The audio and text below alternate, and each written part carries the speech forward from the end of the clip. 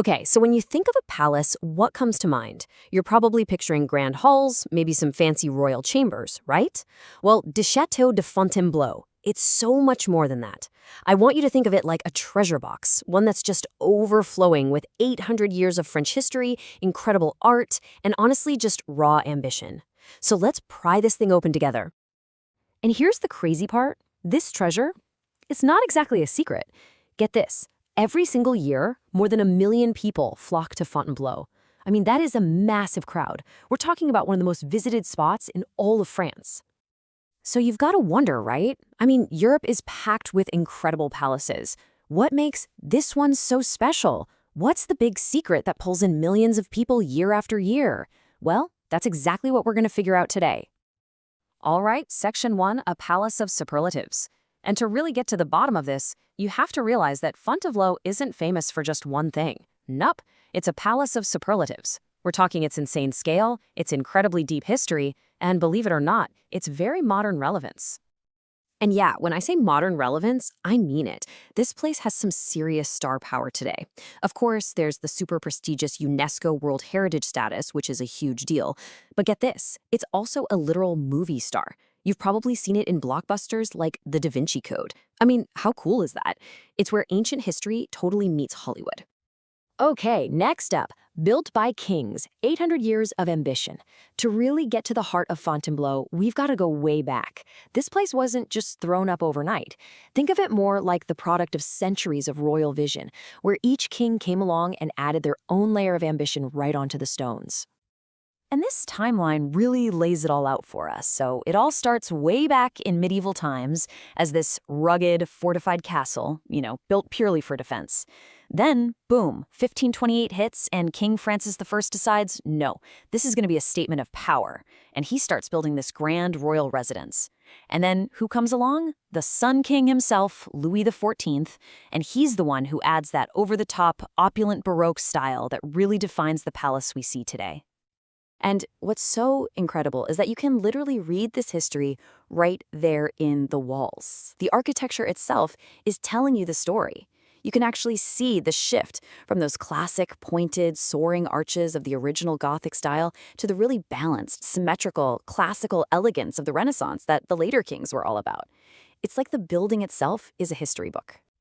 All right, so we've got the backstory. Now for the fun part. Let's head inside for a tour of the treasures. It's time to finally unlock that treasure box and see what's actually hiding in there. First stop, the Great Hall. And let me tell you, this room was designed for one reason and one reason only, to just completely overwhelm you with its sheer scale and beauty.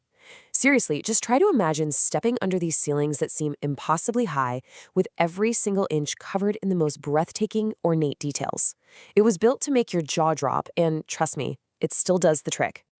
Next up, we've got the chapel. And this is not just any old place of worship. No, this is an absolute testament to Renaissance artistry. You look around and every single surface is telling a story, from these incredibly intricate stone carvings to the vibrant frescoes on the ceiling that almost seem to glow. The level of craftsmanship in here is it's on another level entirely.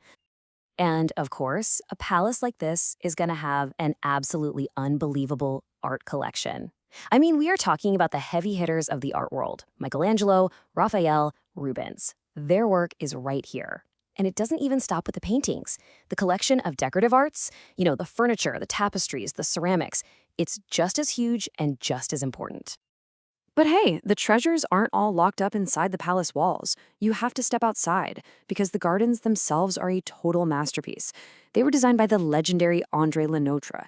And if that name rings a bell, it absolutely should. He's the same genius who designed the iconic gardens at Versailles. I mean, this guy basically invented the whole French formal garden style.